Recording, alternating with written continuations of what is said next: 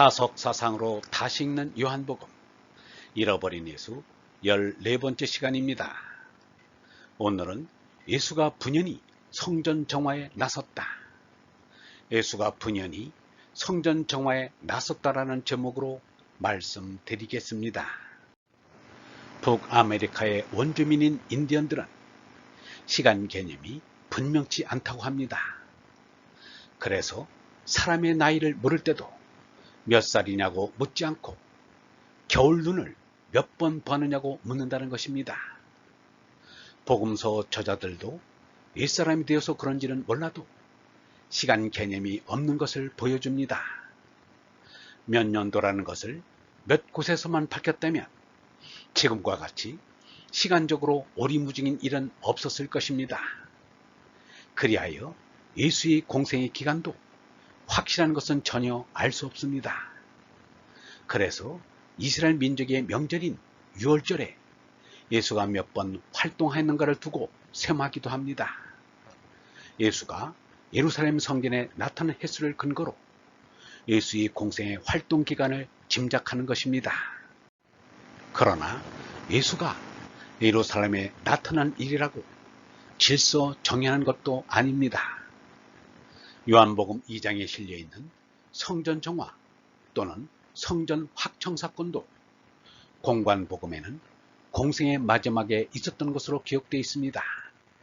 그런데 요한복음에만은 공생의 초기에 나옵니다. 목사 김우현은 아예 2번 있었던 것으로 보려고 하지만 예수의 성품으로 보아서 그런 일을 2번씩이나 벌일 사람이 아니라고 생각됩니다. 예수가 행한 예루살렘 입성, 성전 확청, 제자들의 발씻기 같은 의식이 잇따라 이루어진 것은 의도된 고별 의식으로 보입니다.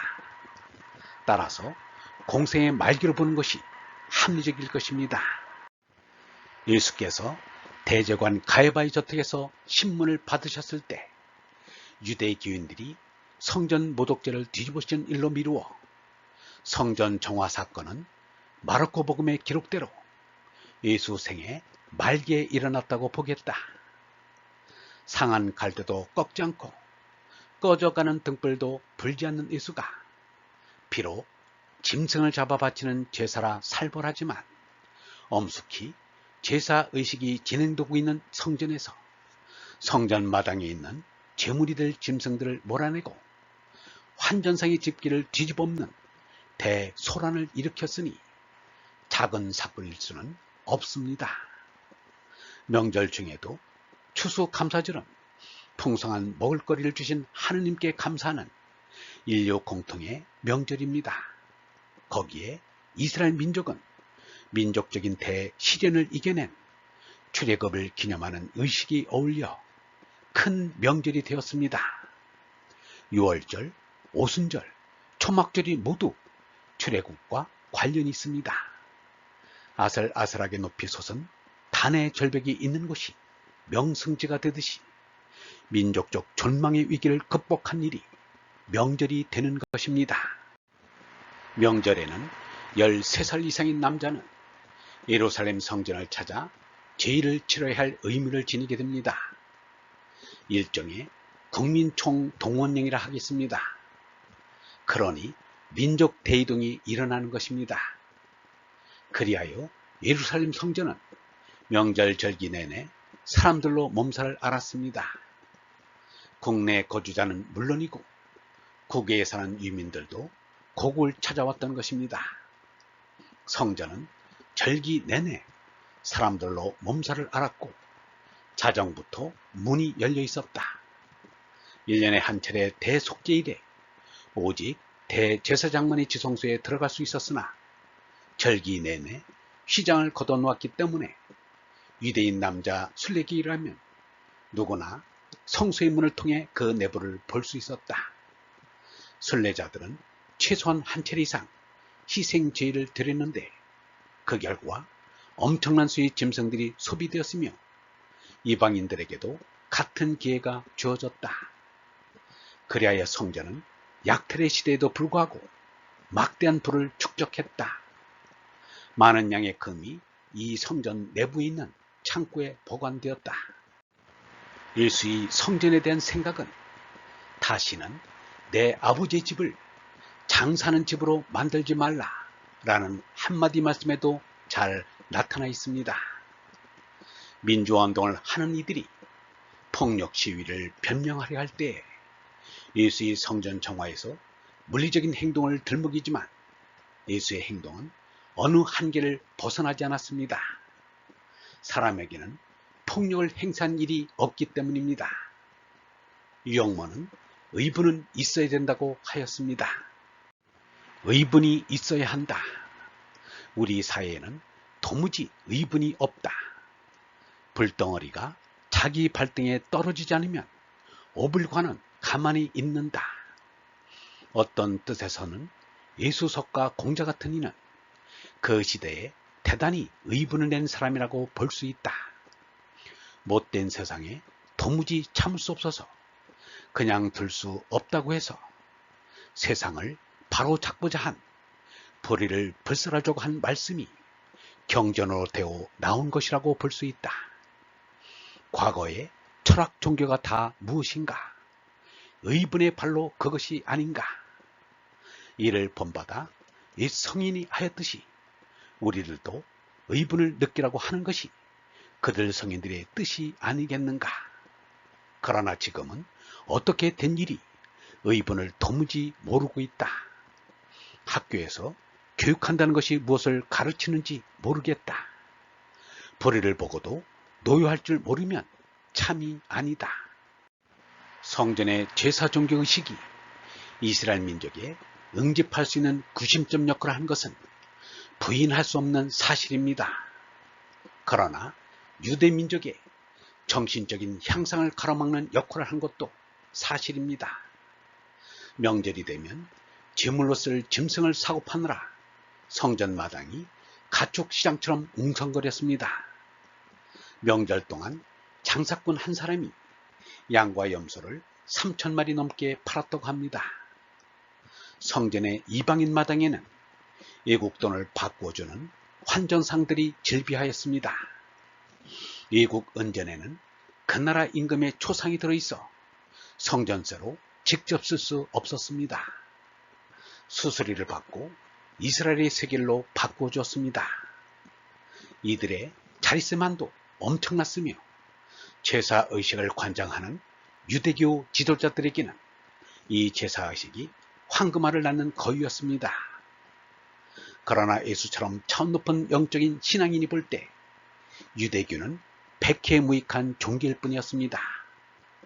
이를 두고 노자는 거룩한 채를 끊고 옳은 채를 버리면 씨알 좋아지기가 일백곱절일 것이다 라고 하였던 것입니다. 예수가 유대기 명절 때마다 예루살렘 성전을 찾았으나 물론 한 번도 제물을 제단에 바치는 제사는 올린 적이 없었습니다. 예수가 예루살렘 성전을 찾은 것은 그곳을 찾아온 많은 사람들에게 자신이 깨달은 진리 말씀을 전하기 위해서였습니다. 예루살렘 성전을 찾아온 것은 같으나 찾아온 목적은 하늘과 땅만큼 달랐습니다. 예수는 유대기를 쫓는 신자로서 온 것이 아니라 유대기를 허물어 버리기 위한 종교 혁명가로 왔던 것입니다. 예수는 성전을 설교하기 위한 광장으로 사용함과 동시에 성전을 향한 심판의 말씀을 전했던 선지자 이사야와 예레미야 같은 모습을 보였다. 성전이 필요 없다는 사상은 새로운 것이 아니었다. 오히려 그러한 사상은 매우 오래된 것이다. 사실상 성전이 건축되기 전에는 이러한 생각을 하는 것이 일반적인 경향이었다. 유대교는 보편주의적이었으며 하나의 지역에 국한된 것은 아니었다. 다른 많은 경건한 유대인들처럼 예수 또한 기초학교를 겸한 회당을 중요하게 생각하였다. 예수는 이에 만족하지 않고 더욱 급진적으로 성전을 악의 근원으로 여겼으며 이로 인해 성전이 파괴될 것을 예언하였다. 성전의 지도자들과 유대교 제도 자체와 그 율법에까지 모욕을 가하게 된 것이다. 예수의 유대교에 대한 도전은 사마귀가 수레바퀴에 대드는 당랑거철의 모습이었습니다. 르낭은 예수의 도전을 두고 말하기를 이슬람 신도가 이슬람의 하람에 도전한다고 가정해보라고 하였습니다. 거기에는 죽음이 있을 뿐이라는 것입니다. 유대교의 성지순례를 그대로 본받은 종교가 바로 이슬람교입니다. 유대교, 기독교, 이슬람교는 일신교로서 한 뿌리입니다. 이슬람교인들이 이슬람교를 세운 무하마드의 탄생지인 아라비아의 메카를 순례합니다. 2007년도 하지에는 160여 개국에서 300만 명의 무슬림들이 모여들었다고 합니다. 모든 무슬림은 평생 한 번 이상 성지 순례를 실천해야 한다는 것입니다. 수백만의 인파가 한꺼번에 몰리다 보니 매년 압사 사고로 수백 명이 숨집니다. 이 땅 위에 성지란 없습니다. 위인들의 연고지가 있을 뿐입니다. 거룩한 곳은 하느님이 계시는 어레 나라뿐입니다. 그러므로 하느님 나라에 이르기 위해 죄나라 죽고 얼나라 손나야 할 뿐입니다. 어떤 목사가 예루살렘에 7번 다녀왔다고 자랑 아닌 자랑을 하는 글을 읽었습니다. 그래서 무엇이 어쨌다는 것인가? 예수의 가르침대로 얼나라 손나지 않으면 예루살렘을 7,000번을 갔다 온다고 해도 여행비만 들 뿐 아무 쓸데가 없습니다. 티베트의 세르파 텐진 노르가이는 최초로 에베레스트 등반에 성공한 힐러리와 함께 에베레스트 정상에 올랐다 하여 평생을 티베트 사람들에게 존경을 받았다고 합니다. 무슬림들도 메카 성지를 다녀오면 하지라 하여 존경을 받는다고 합니다. 그러나 그 존경은 부질없는 것입니다. 영원한 생명 얼라를 깨달아 하느님 나라에 이르러야 참으로 존경받을 자격을 얻었다고 하겠습니다. 성지에 다녀오는 것으로 훌륭하다면 성지에 사는 사람들은 어떻게 되겠는가? 모두가 성자의 대접을 받아야 하겠고 성자가 되어야 하지 않겠는가? 그런 일은 없었습니다. 하느님 나라는 너희 가운데 있다.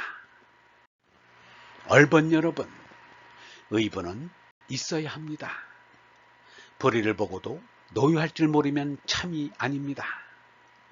예수의 의분은 재물을 팔고 사는 성전에서 진리를 가르치고 깨닫는 성전으로 바꾸려 했던 것입니다. 진리의 말씀이 있는 곳이 성전이고 얼라의 깨달음이 있는 곳이 성지입니다. 하느님이 계시는 어레 나라가 곧 거룩한 곳이요 어레 나라 거듭나니가 하느님 아들입니다. 영성신학원 다석 아카데미의 하늘소리였습니다.